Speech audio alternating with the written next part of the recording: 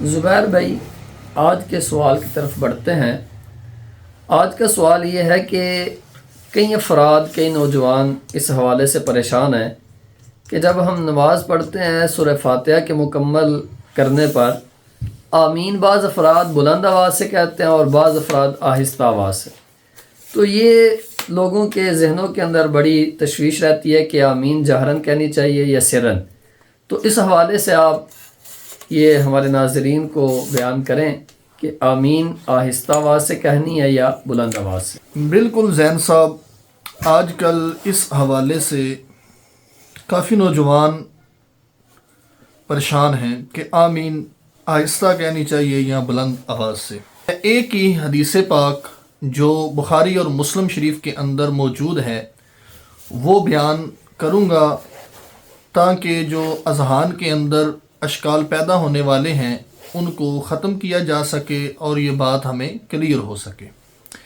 کیونکہ اگر ہم کسی اور حدیث کی بات کرتے ہیں، حدیث کی کتاب کی، تو ہو سکتا ہے چند افراد یہ بھی کہیں کہ جناب یہ تو نہ بخاری کا حوالہ دیا ہے نہ مسلم کا دیا ہے، تو لہذا ان کتب میں یہ حدیث نہیں ہے تو ہم اس حدیث کو نہیں مانتے۔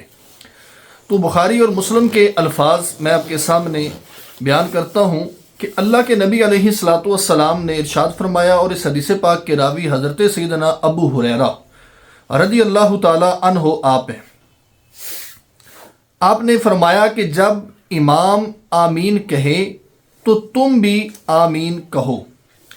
اس لیے کہ جس کی آمین ملائکہ یعنی فرشتوں کی آمین کے موافق ہوگی اس کے پچھلے گناہ معاف کر دیے جائیں گے۔ یہ الفاظ بخاری اور مسلم کے ہیں، سیم یہی الفاظ مشکوٰۃ شریف کے اندر بھی موجود ہیں۔ اور ایک اور حدیث کے اندر اللہ کے نبی علیہ الصلاۃ والسلام نے ارشاد فرمایا کہ جب امام غیر المغضوب علیہم ولا الضالین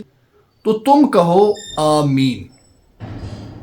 اب اس حدیث پاک سے ہمیں دو مسئلے سمجھ میں آئے کہ ایک مسئلہ تو یہ ہے کہ سرکار نے فرمایا کہ جب امام کہے غیر المغضوب علیہم ولا الضالین تو تم کہو آمین، اس سے ایک بات تو یہ کلیئر ہوگی کہ امام کے پیچھے ہم نے قرات نہیں کرنی،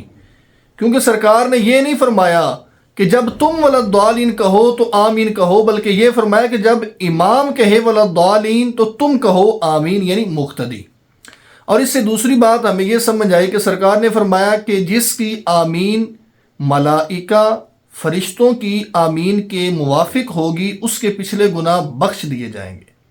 تو اب جو فرشتے آمین کہتے ہیں، ملائکہ آمین کہتے ہیں، وہ آہستہ آواز سے کہتے ہیں، وہ ہمیں سنائی نہیں دیتے۔ تو اسی لیے جو مقتدی آمین اس طرح کہے کہ فرشتوں کی آمین کی طرح اس کے ساتھ موافقت ہو جائے، تو اس کے ساتھ موافقت کے لیے یہ ضروری ہے کہ بندہ آمین آہستہ آواز سے کہے۔ تو جب آہستہ آواز سے آمین کہے گا تو اس کے پچھلے گناہ بھی بخش دیے جائیں گے اور سرکار کی حدیث پر بھی عمل ہو جائے گا۔